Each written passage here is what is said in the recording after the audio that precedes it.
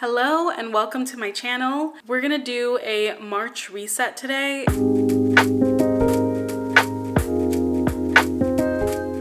It's going to be a goals reset, intentions reset, reflecting on the previous month, and we're gonna do that using Notion. That's what I've been using for a few months now, and I'm currently using a template that I have been modifying from a previous YouTuber, and I've kind of been turning it into my own slowly. So the goal is by the summertime that the template has been fully modified and adjusted to fit my lifestyle, my needs, basically.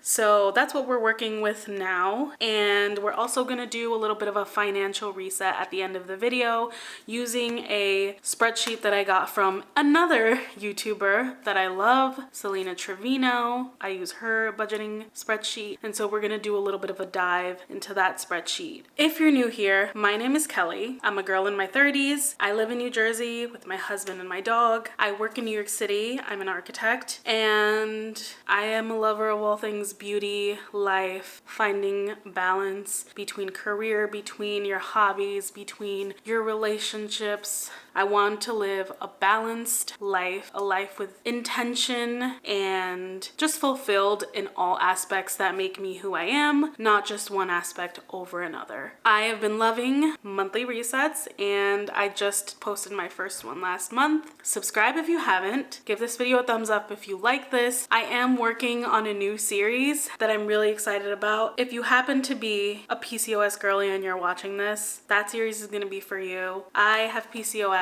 and it's one of the many things I'm learning to juggle. That's going to be focused on the mental health journey that comes along with having PCOS. I'm really excited about that. Subscribe so you don't miss it. That's all I have to say. Let's go ahead and jump into Notion first.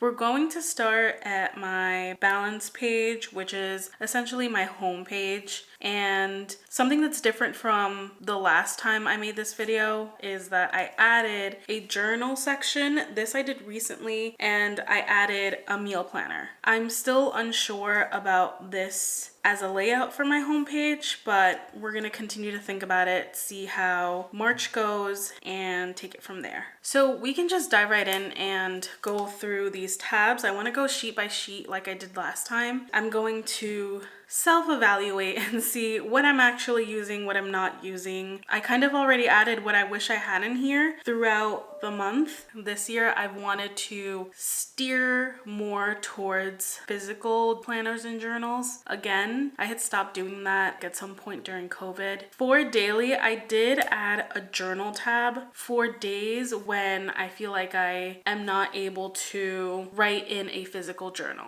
In my February resets video, I did mention that I was using the 5-minute journal app, but something about it I was watching a TikTok about the new iPhone journal app, and someone said that they didn't like how the iPhone had direct access to like your most personal thoughts and things, and I was like, I agree. Using the app just didn't feel like I was able to, I don't know, organize or get it all out. It was a very structured app. It was 3 things you're grateful for, 3 intentions you have for the day, and I love that. But I don't know, wanted the physical journal. Made this for when I can't get to my physical journal because like I had to leave for work, and then maybe I can write in it in the train or during lunch. We'll see where this section goes. Next, I made a meal planner tab. One of my goals for the year overall, I didn't have a number to it, but my goal was to spend less on food, on ordering takeout or buying lunch at work. Now that we're back in work more, I just want to not buy lunch as much because it adds up. I work in New York City and it adds up. And so I wanted to try this out. As you can see, I only really used this from 219 to 223, so that week. And I did dinner status because like just based on my day and if I have late meetings meetings or I'm traveling for work. I just know like when I can and can't cook. And my husband is totally up for cooking anytime, but I don't know, I just wanted to have it planned out for the both of us so we don't have to worry about guessing that day. This is what I had done for that week. I used this 1 week and I felt like it really helped me. I was bringing my lunch almost every day. I liked having this and I need to get back to it. Moving on to goals, monthly goals that I had set for the month of February. Stick to YouTube and blog schedules. I did not blog at all in February. Stick to YouTube, not really. I posted 2 videos. Continue to move my body at least 3 times a week. I have done this in some way, shape, or form, but if I didn't work out, I at least tried to get 1 high step count day in. I guess we could say I hit that. Update my supplement routine, still gotta do that. The only reason I didn't do this is because I was focused on saving money for something else this month, and I'm gonna reevaluate the supplement routine this month. Add an archive tab for February. For March, I feel like I have pretty much the same goals. Stick to YouTube and blog schedules, update my supplement routine. I might just add, continue to keep up with meal planning. Spend less money on food. That's the goal there. I'm going to come back to long-term goals at the end of the list because of some of my long-term goals are social media tracking goals. Habit tracker. I really wanted to use this and stick with it, but I just don't. I was for a bit.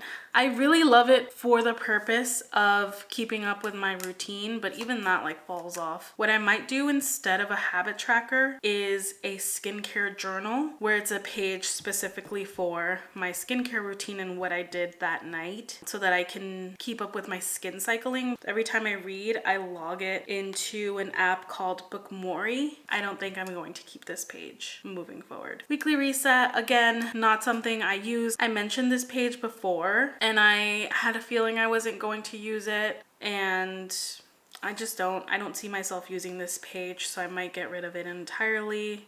Okay, so for monthly check-in, I think I did this wrong last time. I did January. We're gonna do March. Monthly check-in is a page that I really love using, just as it came from Alexis Eldridge template. I really like the idea of having each month like this to really look back and see how I felt. I think at the end of the year, it's gonna be really nice to go through all of them again. Yeah, let's do that one. The highlight of last month was, so Valentine's Day. This was me and my husband's first Valentine's Day as a married couple. We got married in April, so first Valentine's Day married and first Valentine's Day in a new town. So this year was a little different because we had to find somewhere new to celebrate. So I'm gonna say creating new memories for Valentine's Day with my husband, first V-Day as a married couple. That was a highlight of last month for me. This month I want to feel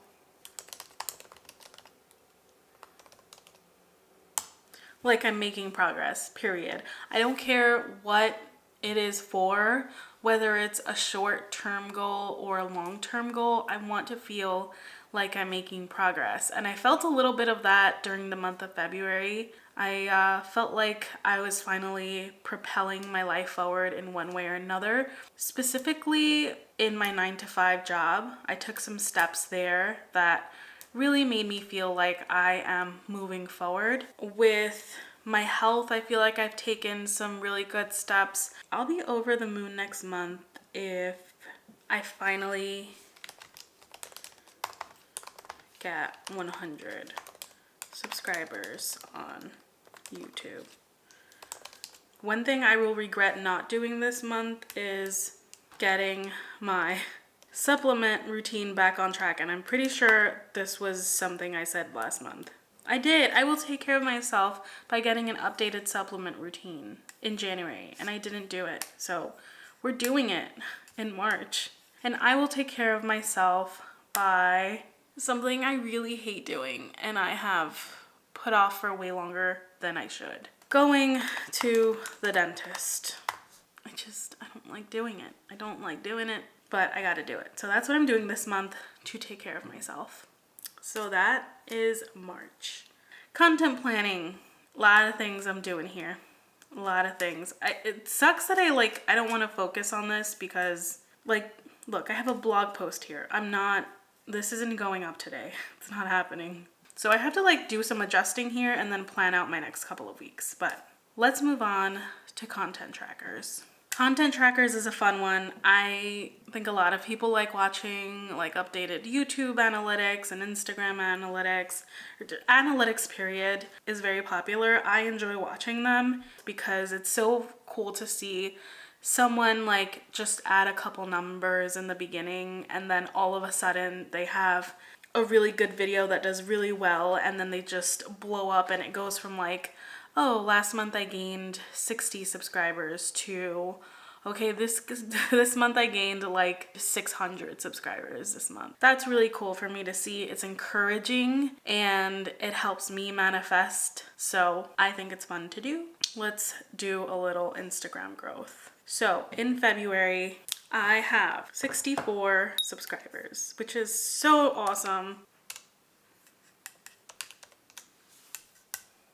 That is really cool to see. In my YouTube tab, I have a content tracker, which is for each video specifically. I'm gonna skip over that. For February subscribers, I am at 52 subscribers. Watch time, 23.7 hours. And then my total views, 29.4.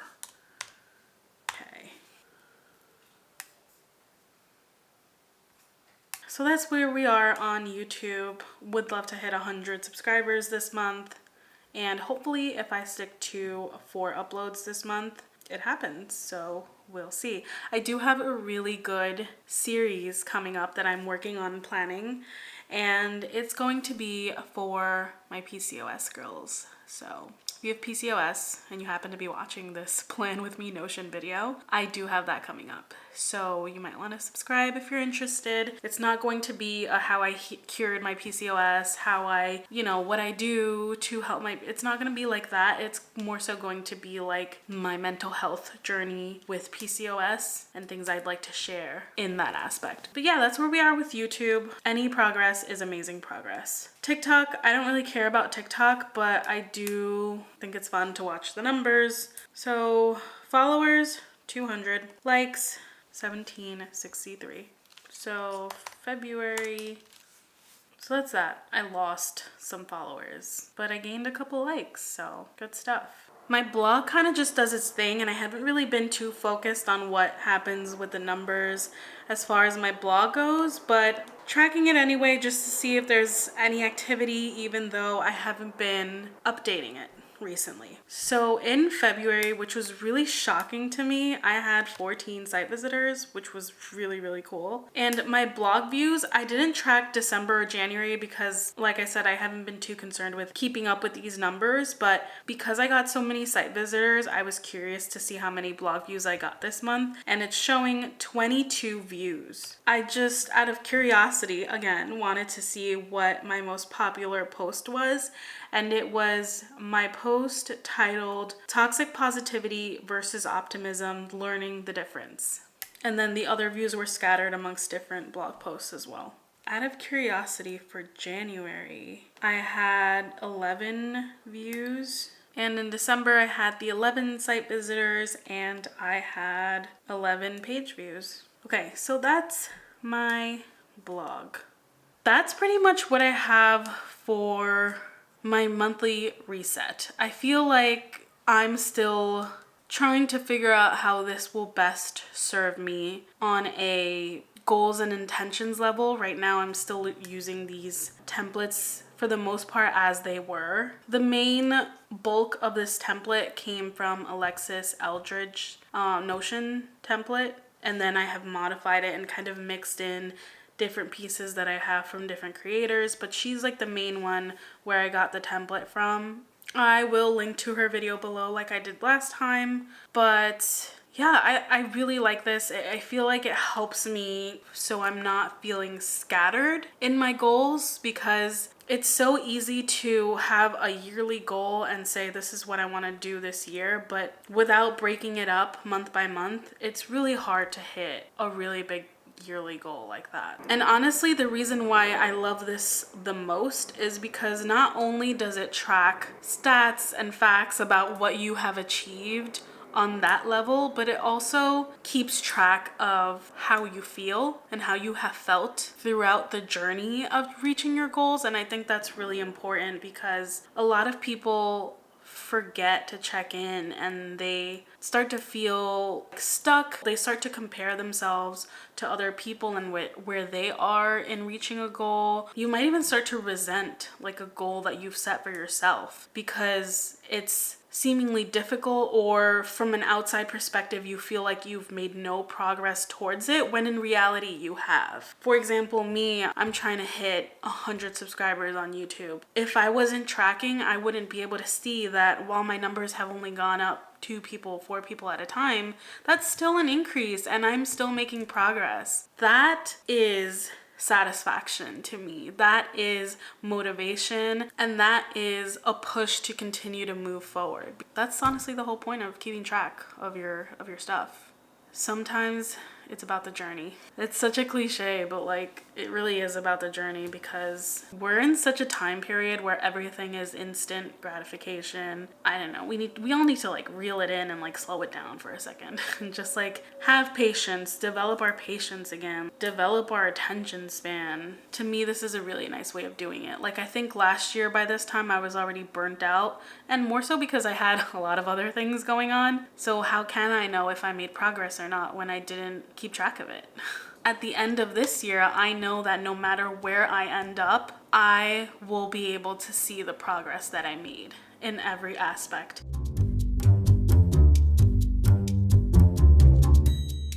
Moving on to my financial reset, I did mention in my previous video that I was using a spreadsheet that I purchased from Selena Trevino. She is another YouTube creator. I purchased her template and it's been life-changing to be able to see all the stuff that the template allows you to see. And it ties into what I just said before. It's about seeing the steps month by month versus trying to achieve savings goals or debt payment goals. It allows you to break it up and make it feel achievable rather than overwhelming. And so in this spreadsheet, there is an annual dashboard which gives you an overview of everything you have as income, expenses, savings, investments, and debt contributions. But on this annual dashboard is also a financial goals section and a wish list. And that's this guy right here. So on my financial goals, I had already added things the last 2 months, and right now I have pay off at least 2 major debts, which is 1 large credit card that I have. I also have contribute to savings monthly. So far, I've knocked it out of the park.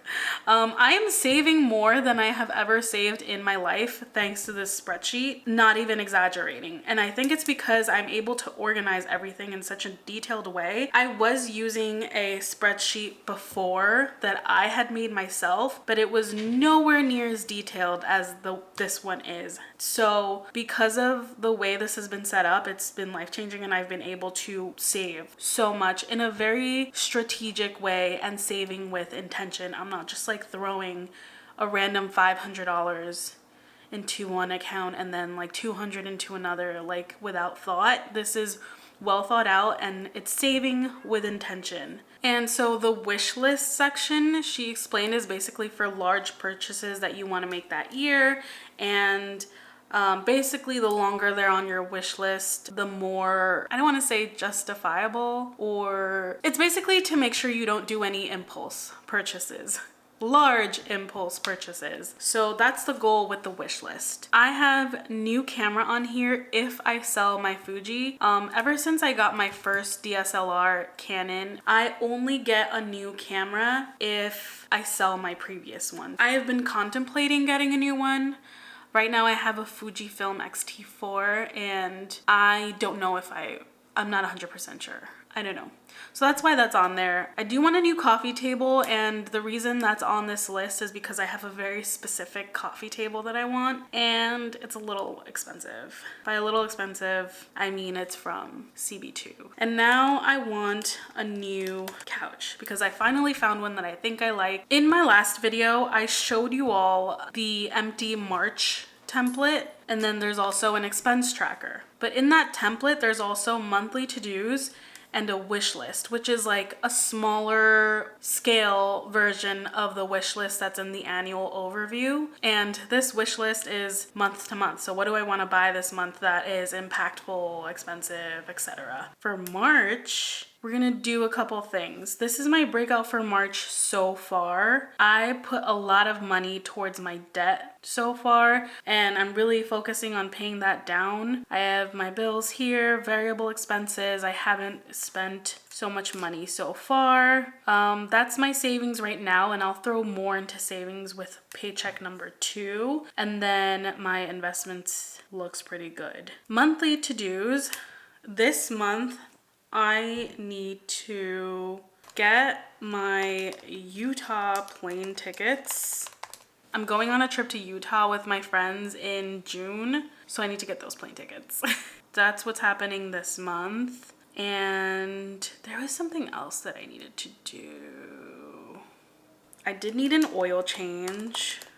I think those are the only 2 major things that I know I have to take care of this month. And then for wish list, I think I'm gonna get another nudes piece on here because I really want that V-neck in another color. And maybe get a new work tote. I'm looking at base work totes. I kind of like their commuter tote, so I might do that. If you were curious about my spending habits, this spreadsheet also has a graphic that breaks out where your money went to based on your expense tracker. And this is what the visual looks like of where my money went last month, if you were curious. Miscellaneous is really just like extra money that I've thrown into debt. So that's pretty much it for my reset. I really hope you enjoyed this video. I love watching these. I'm gonna say it every time. I hope that you like following along. I hope that you learned something or were inspired to do something, whether it be to keep track of your goals so that you feel a greater sense of reward at the end of the year, or whatever the reason is, cleaning out your closet and you wanted to watch along this video to feel productive. Thank you for watching. Subscribe if you haven't, and let me know how you think I can improve my own Notion template. Like I said, I'm using someone else's that I'm trying to modify, but if you have any tips, tricks, videos you recommend to make my template better, feel free to share and leave it down below. And I hope you come back for the next reset. Thank you again for watching, and I will see you in my next video.